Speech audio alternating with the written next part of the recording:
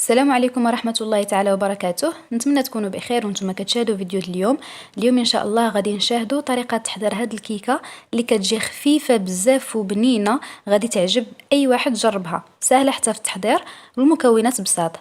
اول حاجة غادي نحتاجوا نص كاس ديال الزيت، نص كاس ديال سكر سنيدة، تقدروا تحتاجوا اكثر بشي شوية بالنسبة للناس اللي كتعجبهم الحلاوة. غادي نحتاجوا 3 ديال البيضات، غادي نحتاجو نص حامضة اولا حامضة، جوج خمارات حمر اولا خمارة ديال 15 غرام، قبيصة ديال الملحة، وكاس ونص ديال الدقيق. اول حاجة غادي ناخذ 3 ديال البيضات، غادي نزيد عليهم نص كاس اولا نص كاس وشي شوية ديال سكر سنيدة، نص كاس كافي.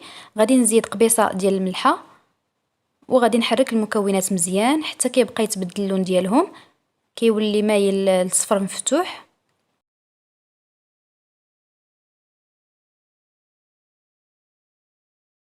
من بعد ما كيولي اللون ديال الخليط بحال هكا، غادي نزيد نص كاس ديال الزيت وغادي نحرك مزيان.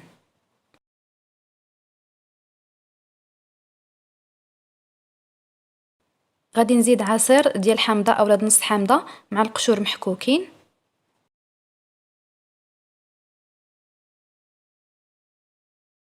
وغادي نحركو جميع المكونات. هنايا استعملت غير الخلاط اليدوي، تقدروا تخدموا الخلاط الكهربائي. من بعد غادي نزيدو الدقيق. بالنسبه للدقيق في المجموع احتاجيت الكاس ونص، الكاس الاول درته في خطره، غربلته مزيان وخلطته مع المكونات. وبالنسبه لنص كاس ديال الدقيق الثاني بقيت كنزيدو غير شويه بشويه.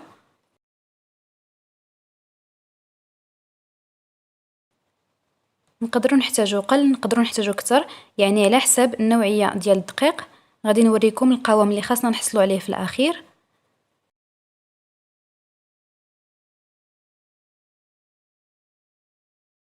ودابا غادي نزيد ربع كاس ديال الدقيق، يعني في المجموع احتاجيت كاس ونص. كما قلت لكم درت الكاس الاول في خطره، ومن بعد زدت ربع بربع.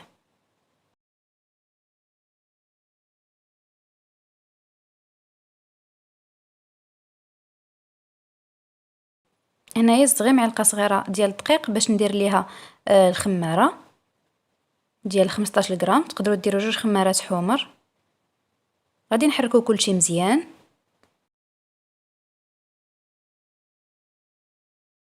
وغادي نزيدو معلقه صغيره ديال الخل. الا كان مزيان، الا ما كانش ماشي مشكل، يعني تقدروا تستغناو عليه.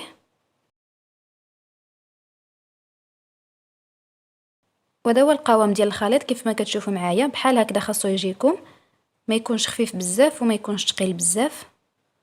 خديت لاطا دهنتها بالزبده ورشيت عليها الدقيق، وبقيت كنكب فيها الخليط وكنهز يدي الفوق.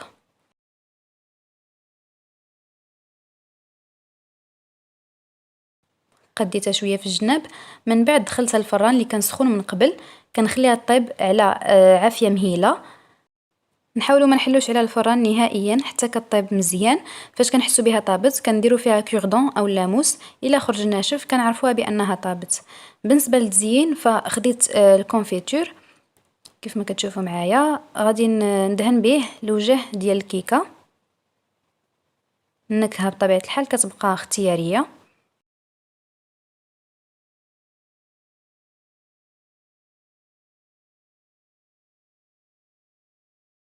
من بعد خديت الكوك، غادي نزين به نص ديال الكيكه.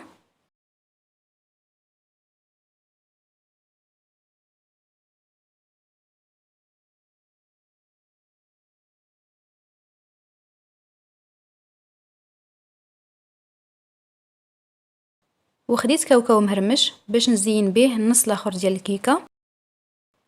وبطبيعه الحال التزيين كيبقى اختياري وعلى حسب اللي متواجد في البيت. اهم حاجه انكم تحترموا المقادير اللي كنحضروا بها الكيكه. دابا غادي نقطعوها باش نشوفوا من الداخل كيفاش كتجي.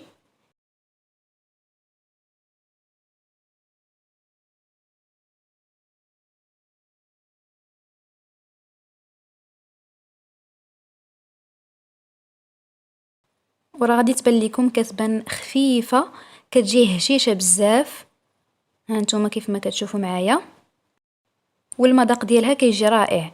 نتمنى الفيديو ديال اليوم نال الاعجاب ديالكم وانكم تجربوا الوصفة. شكرا على المتابعة.